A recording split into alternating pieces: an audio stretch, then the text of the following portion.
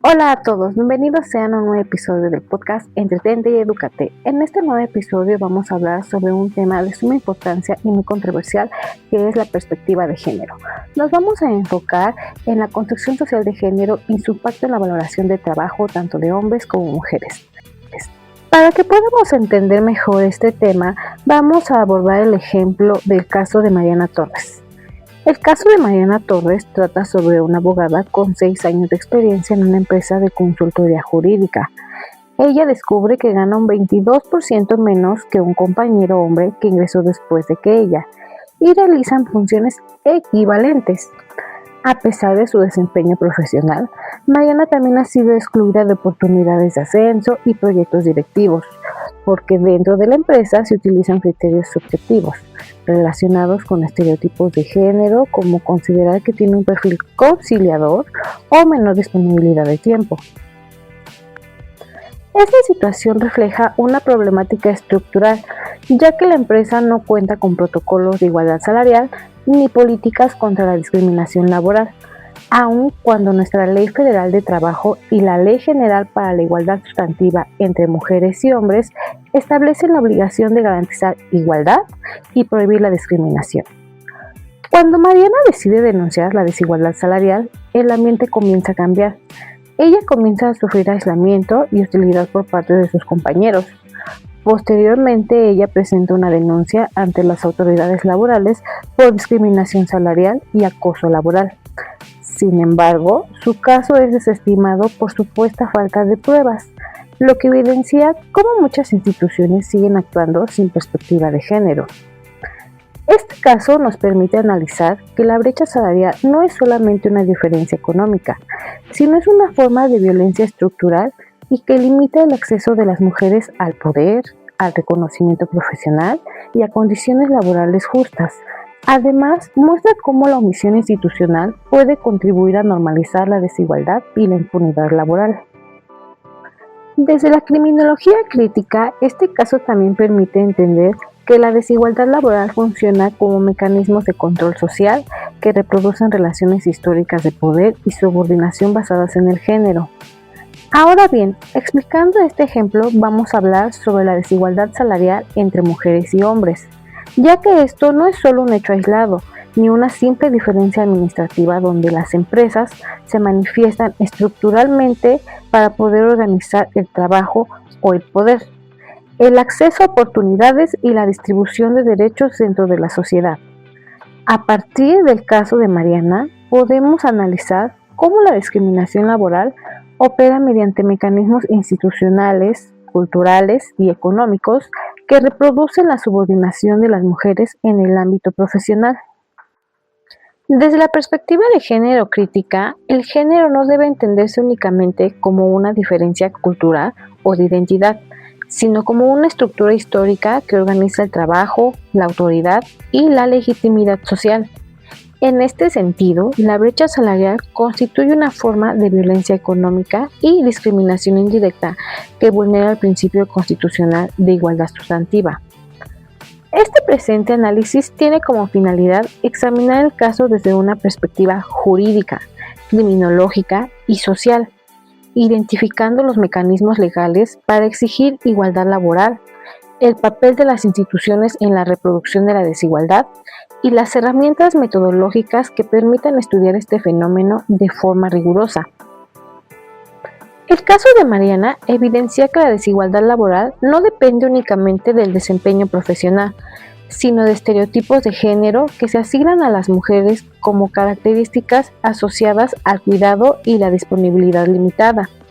De acuerdo con nuestra autora Silvia Federich, la división sexual del trabajo permitió históricamente que las mujeres asumieran tareas de cuidado y reproducción social sin reconocimiento económico.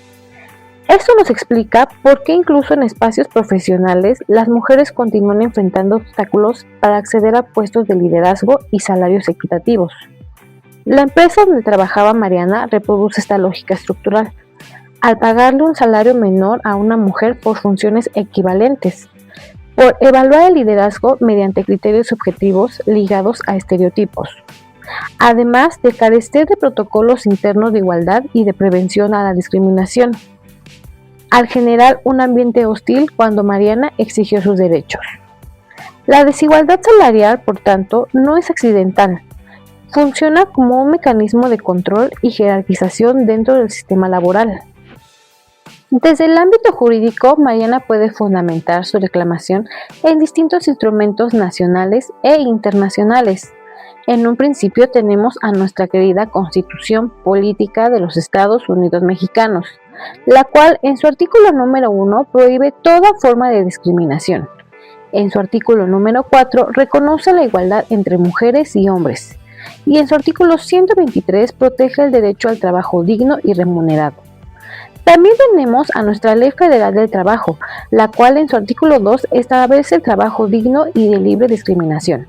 En su artículo número 3 prohíbe la discriminación por género. En su artículo 86 establece que el trabajo igual corresponde a salario igual. Por otro tanto, tenemos a nuestra Ley General para la Igualdad Sustantiva entre Mujeres y Hombres. Esta ley obliga a garantizar igualdad real en el acceso al empleo, ascensos y salarios. Por otro lado, también tenemos nuestros instrumentos internacionales. En un primer lugar tenemos, por sus siglas en inglés, a la CEDAW, que es la Convención sobre la Eliminación de todas formas de discriminación contra la mujer. Esta convención fue adoptada por la ONU en 1979 y es considerada la Carta Internacional de los Derechos Humanos de las Mujeres, vinculante para los países que la ratifican, entre ellos México.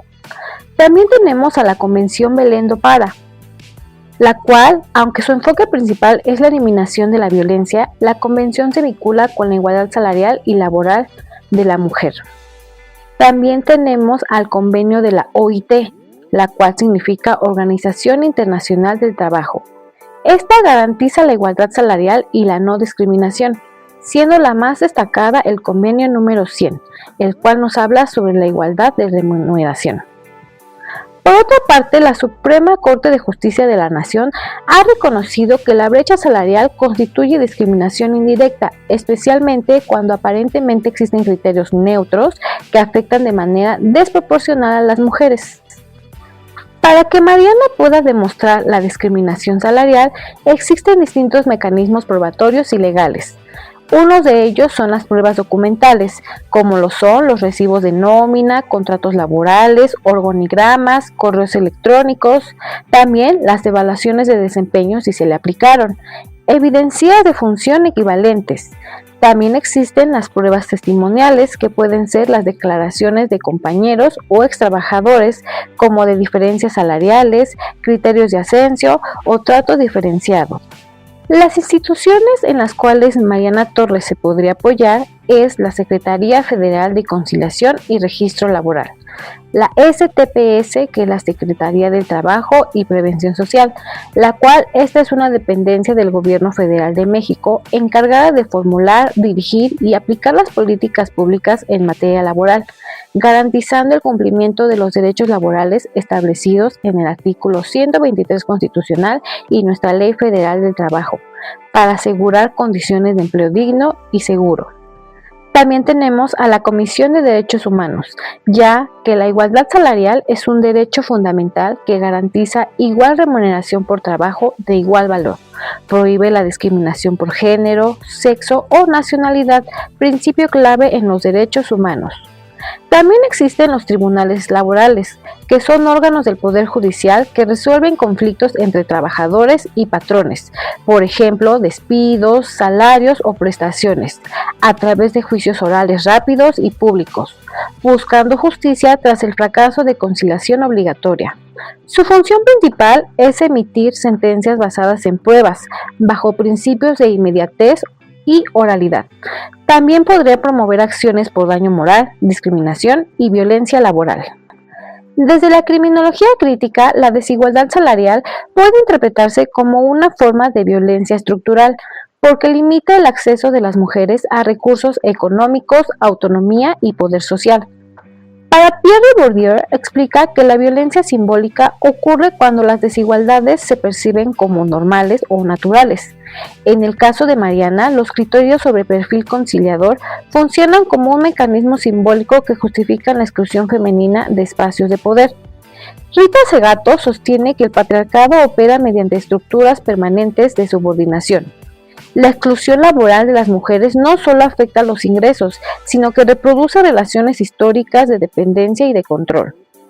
Además, las relaciones hostiles de la empresa después de la denuncia evidencian mecanismos de castigo social hacia quienes cuestionan el orden establecido. La criminología crítica nos permite entender que la desigualdad laboral es una forma de control social. Las instituciones pueden legitimar la violencia económica mediante omisiones y que la discriminación laboral genera inclusión y precarización. En conclusión, el caso de Mariana Torres demuestra que la desigualdad salarial no es únicamente un problema individual, sino una manifestación de estructuras históricas de discriminación de género presentadas en el trabajo, las instituciones y el sistema jurídico. La perspectiva de género crítica permite comprender que la brecha salarial funciona como una forma de violencia económica y exclusión estructural, que limita el acceso a las mujeres al poder, la autonomía y el reconocimiento profesional. Aunque el marco jurídico mexicano reconoce formalmente la igualdad entre mujeres y hombres, persisten obstáculos institucionales y culturales que dificultan el acceso afectivo a justicia laboral. Por ello, el derecho y la criminología no deben limitarse a sancionar casos aislados, sino a analizar las condiciones estructurales que producen y normalizan la desigualdad. La transformación real requiere no solo reformas legales, sino también cambios en la distribución del trabajo, las oportunidades, el acceso, el poder y las prácticas institucionales. Eso sería todo en el podcast del día de hoy. Espero se hayan entretenido y se hayan educado sobre la importancia de la perspectiva de género. Hasta la próxima.